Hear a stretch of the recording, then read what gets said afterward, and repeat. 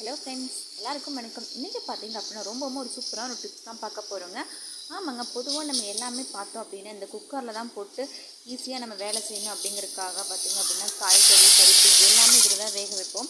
ஆனால் அதுலேருந்து வரக்கூடிய இந்த பொங்கி வரக்கூடிய இந்த தண்ணி தான் பார்த்திங்கன்னா நமக்கு ஏகப்பட்ட வேலை தரும். அதை எப்படி கண்ட்ரோல் பண்ண போகிறோம் இப்போ பார்க்க போகிறோம். வாங்க. இப்போ நார்மலாகவே பார்த்திங்க அப்படின்னா இப்போ நம்ம சாப்பாடு வைக்க போகிறோம் அப்படின்னாலும் அதுலேருந்து தண்ணி வந்து வெளியில் வராமல் இருக்கணும் அப்படின்னா நம்ம என்ன பண்ணலாம் அப்படிங்கிறத ஃபஸ்ட்டு பார்த்துடலாம்.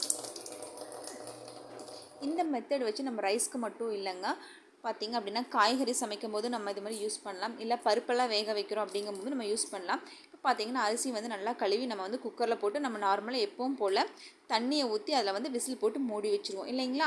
அதுதான் நம்ம யூஸ்வலாக பண்ணுவோம். அப்படி பண்ணும்போது தான் பார்த்திங்க அப்படின்னா அதில் வந்து தண்ணி வந்து நிறைய வந்து வெளியிலலாம் விசில் லீக் அவுட் ஆகும். ஸோ அதை என்ன பண்ண போகிறோம் அப்படின்னு பார்த்தீங்கன்னா, இப்போ நம்ம ரைஸ் எவ்வளோ வச்சுருக்கோமோ அதுக்கு தகுந்த மாதிரியான தண்ணி வந்து அளவாக விட்டுக்கோங்க. தண்ணி அதிகமாக இருக்குது அப்படிங்க போகும்போதும் பார்த்திங்க அப்படின்னா உங்களுக்கு அந்த விசில் வழியே தண்ணி வரதுக்கான வாய்ப்புகள் வந்து நிறையவே இருக்குது. இன்னொன்று, விசில் வந்து நம்ம க்ளீன் பண்ண மாட்டோம் அடிக்கடி. அப்படி க்ளீன் பண்ணாமல் ரொம்ப நாள் ஆகிடுச்சு அப்படின்னாலுமே பார்த்திங்கன்னா உங்களுக்கு அந்த விசில் வந்து ஏதாவது சாதம்லாம் அடைச்சிருந்துச்சுனாலும் தண்ணி வந்து வெளியில் வரதுக்கான வாய்ப்பு இருக்குது. இப்போ பார்த்திங்கன்னா நான் வெறும் சாதம் தான் வைக்கிறேன். அது கூட பார்த்திங்கன்னா கொஞ்சம் நான் தேங்காய் ஆட் பண்ணுறேன். இந்த தேங்காய் தான் பார்த்திங்க அப்படின்னா இந்த வாட்டரை வந்து வெளியில் விடாமல் வந்து நம்ம வந்து பார்த்துக்க போகுது.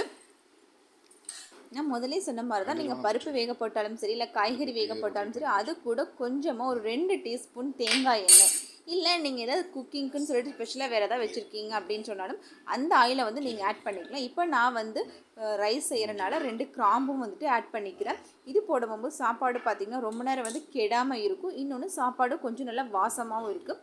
அதுக்காக பார்த்திங்க அப்படின்னா நான் கொஞ்சம் தேங்காய் எண்ணெயும் பார்த்திங்க அப்படின்னா ஒரு 2-3 கிராம்பும் வந்து ஆட் பண்ணியிருக்கேன். அவ்வளோதாங்க. இதை வந்து அப்படியே மூடி வச்சு நம்ம விசில் விட போகிறோம். இந்த மெத்தடில் நீங்கள் வந்து யூஸ் பண்ண போகும்போது பார்த்திங்க அப்படின்னா கண்டிப்பாக வந்து தண்ணி வந்து வெளியே வரவே வராதுங்க. அதே மாதிரி பருப்பில் வச்சிங்க அப்படின்னாலும் மஞ்சளாக வெளியில் வரக்கூடிய அந்த தண்ணி வந்து கண்டிப்பாக வராது. அதே மாதிரி அந்த ப்ரெஷர் குக்கில் இருக்கக்கூடிய அந்த ரப்பர் பார்த்திங்க அப்படின்னா நீங்கள் வந்து அடிக்கடி க்ளீன் பண்ணிகிட்டே இருக்கிற மாதிரி இருக்கும். அதுவும் ரொம்பவுமே கெட்டியாயிடுச்சு அப்படின்னாலும் உங்களுக்கு வந்து விசில் சரியாக வராதனாலையும் அந்த குக்கருடைய எல்லா பக்கத்துலேருந்தும் தண்ணி வந்து வரதுக்கான வாய்ப்புகள் இருக்குது. அதையும் நீங்கள் வந்து குக் பண்ணி முடிச்சிட்டிங்க அப்படின்னா கொஞ்சம் நேரம் வந்து ஒரு குளிர்ந்த தண்ணியில் வந்து நீங்கள் போட்டு வச்சுருங்க. இது வந்து உங்களுக்கு ரொம்ப யூஸ்ஃபுல்லாக இருக்கும்னு நினைக்கிறேன். எல்லோரும் இதே மாதிரி ஃபாலோ பண்ணுங்கள். நம்ம சேனல் ஃபஸ்ட் டைம் பார்க்குறீங்க அப்படின்னா மறக்காமல் சப்ஸ்கிரைப் பண்ணிக்கோங்க. அடுத்து இன்னொரு வீடியோவில் மீட் பண்ணுறேன். Bye bye friends.